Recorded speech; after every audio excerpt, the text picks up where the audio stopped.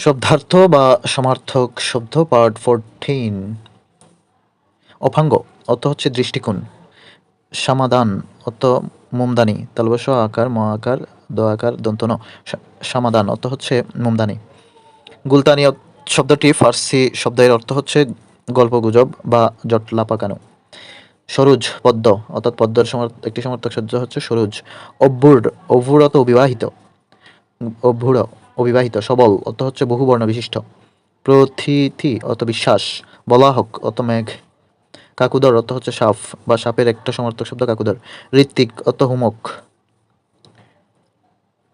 বিতিহুত্র অর্থ অগ্নি। আজল অর্থ অঞ্জলি। গুড়গুড়ি অর্থ হুঁকা বা ফরসি। পরিহিত অর্থ হচ্ছে অন্যায়। অমেয় অর্থ অনেক বা বেশি। অসরণ অর্থ আশ্রয়হীন। জাঙ্গাল অর্থ বাঁধ। সম্বর অর্থ হরিণ। প্রেক্ষিত অর্থ দর্শন করা হয়েছে এমন, অর্থাৎ দর্শন করা হয়েছে এমন, এক কথায় প্রেক্ষিত। That's all for today, thank you.